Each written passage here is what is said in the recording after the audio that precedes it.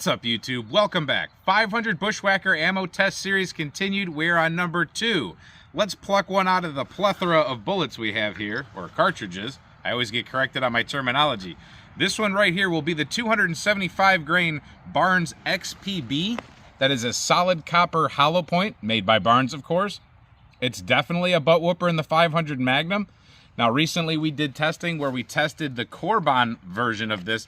They call it a DPX for deep penetrating expanding, I think. And we compared it to the Barnes that we hand loaded in another video, so 2 videos. We compared them. They're almost the same. They're like 99.8%, something like that. At least they're just a very close copy or knockoff. Maybe they're just like a version 1.0 or version 2.0 type of thing. But the Barnes bullets are always solid performers.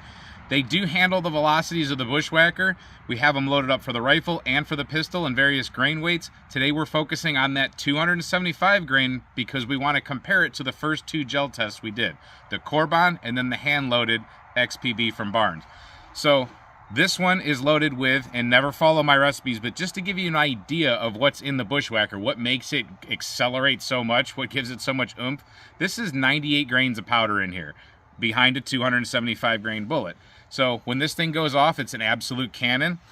If you take a look at this firearm, it has a muzzle brake on it that keeps it from coming out of your hand. So that's a TI Heavy Pro muzzle brake, and it's supposed to keep the gun down. The recoil is extreme. You would never want to shoot it without this. TII Armory makes these. They start out as Magnum Research, 500 Magnum, but also other calibers they can do this with. But this one started out as a 500 Magnum BFR, and what they do is they remount the cylinder holes, whatever you want to call them. They install this brake, they reset the sight. Sometimes, depending on, I don't know what they're doing right now. I got this a long time ago, but they might be changing around the back sights on them a little bit. And overall, they're just making these things absolute monsters now. So it goes from a 500 Magnum to a 500 Bushwhacker. We're like doubling the power. We're really getting fast. We're getting faster in some loadings than a 460 Smith & Wesson Magnum. So a very cool gun. We like to do gel tests because it's extremely impressive. We're on gel test number 2. The first one was a CEB Raptor solid copper. That thing performed amazing. I'm expecting this thing to do really well. We're not going to do a whole bunch of accuracy testing or anything with this right now. We're just focused on the gel test. So I'm going to quit talking and we're going to get to shooting here in 1 second. Just to explain what we got, we have 3 20-inch gel blocks. They're 10% clear ballistics for a total of 60 inches. I believe that should catch it. It's backed up by a piece of wood, and then we have a backstop behind it, so we'll catch it in something no matter what. We're going to set the chronograph up. Hopefully it behaves today. We're going to be about 20 feet off of the chronograph and the gel block, maybe 15-ish, and then we're just going to let it rip. You guys are going to see in slow motion. Let's see what happens. Mini missile going in, and when you guys see this thing hit the gel, if you guys don't know what the 500 Bushwhacker is all about, just keep in mind, this is the most powerful handgun in the world right now. I don't care what anybody says about production revolver. I don't want to hear about the 4570. I don't even want to hear about the 50 BMG in a pistol.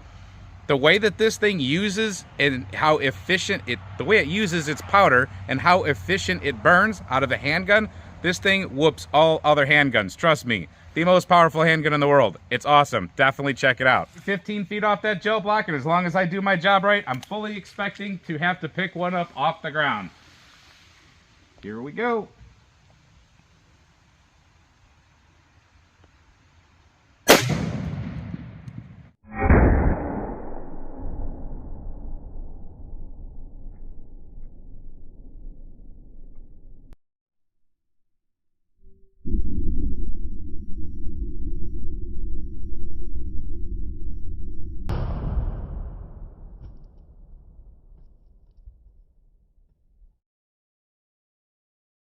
And it didn't hit the mud for once. Let's go check it out. 2161, but I'm not sure if I believe the chronograph. All right, I really don't know if I believe that velocity, but let's look at what we got here for now.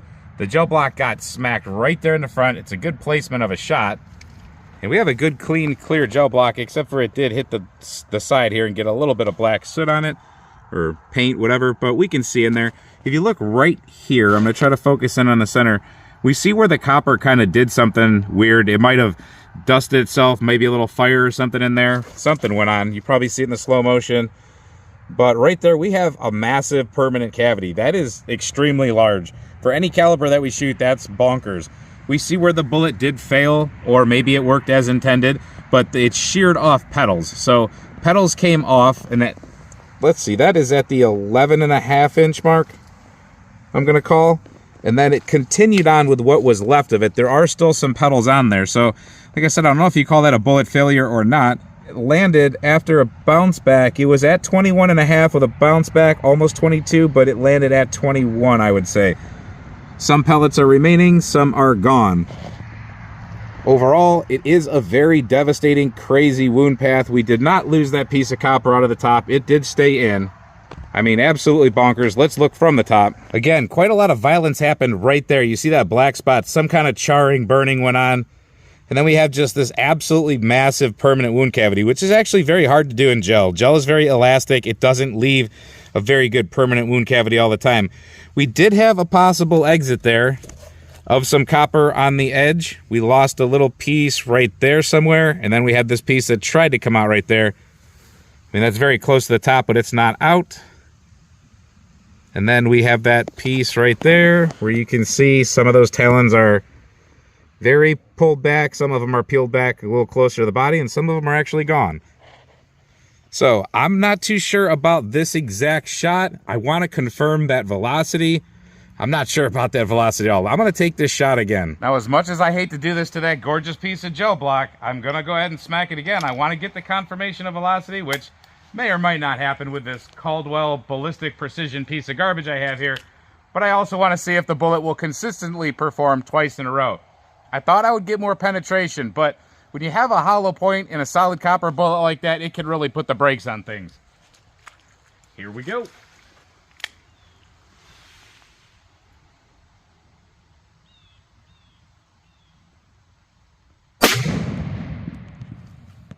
Nice. I will say it's comfortable to shoot. So now we have 2273. Still not sure if that's accurate today. It's an overcast day, but let's take a look at the gel block.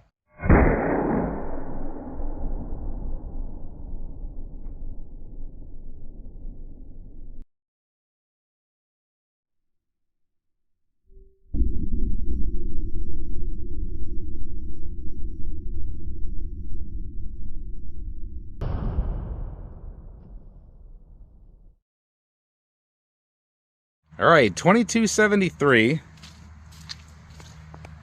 I'm glad that we saved some space in our gel because we have another cool test coming up, so we're going to turn that around and use it, but, well, maybe, we'll see. There we go. So it did pretty much do what the other one did. Now that one recorded a little bit more velocity, and if that is true, then that would mean the brakes could have come on a little faster. It stopped right behind the other one. Let me get the tape out. All right, so that landed at 21 inches at the farthest, I would believe. Did the same thing. It broke a couple pellets off, but left a couple pellets. Sent a couple shearing here and there. Massive wound cavity. You see the charring right there again. Let's look from the top. All right, see, it did the same thing twice for sure. All that splitting out of copper, and then got down to more of a piercing path and landed right about there. So, pretty cool.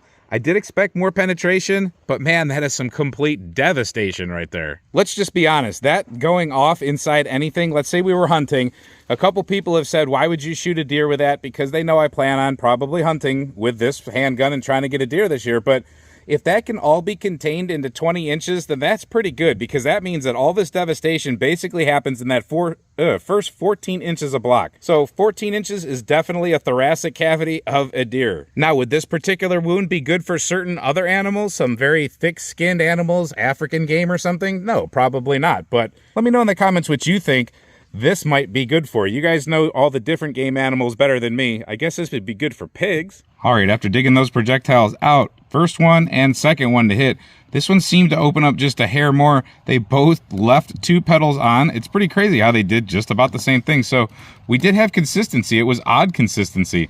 We have one petal curled in a little bit more than the other one. It's almost like it has possibly, I could be totally full of crap, it's almost like this has something to do with the twist as it enters the gel, creating the exact same effect, even though this one did expand out just a hair more, and one of them went just a little farther than the other one. But looks pretty cool. We'll have the weights and the sizes, the best we can get them, up in the corner. And I can tell you right now, these things are sharp. The thing about these XPBs, they're very razor-like when they go ahead and break apart. I mean, you can probably see it if camera guy can get focused on that. It doesn't look like a perfect razor edge, but you can tell how thin and sharp it can be. So there you go. That's what we got out of the 10-inch BFR 500 Bushwhacker today. Pretty darn devastating. But up next, for our next gel test, you guys are definitely going to want to tune into that, because we are going to do the same test, but this time with the 500 Bushwhacker rifle. So we will definitely increase velocity here. The chronograph still may be wonky or lying, or I don't know. I'm going to have to test this in different lighting and make sure that that was correct. But this thing, I think, is we're going to probably just destroy that bullet. I don't even know if it'll go deeper or not, but it's definitely going to destroy itself a lot quicker. So stay tuned for that. That'll be Bushwhacker testing number 3. All right, there's one of those 275 grainers again. We are on a totally different day. Totally different light, still not good Ohio light, but we're on different light. We're gonna see if this chronograph reads this round any differently today.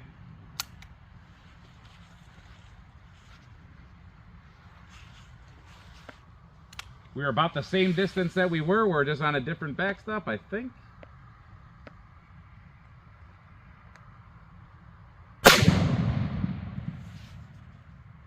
.2261. So after confirming here and checking with T2, yes, that is an appropriate velocity for this size revolver. I get my numbers a little mixed up sometimes. We shoot a lot of different guns. That's why I thought it seemed a little off, but nope, I think we're good. Well, you might hear in the background, there's a slight wail of a siren, and that's because they must know that we're shooting the Bushwhacker, so they're letting the air raid sirens go off. Hope you enjoyed this kind of testing. Hope you enjoyed this video. And until we see you next time, stay safe, have fun, and keep shooting. Set off those air raid sirens.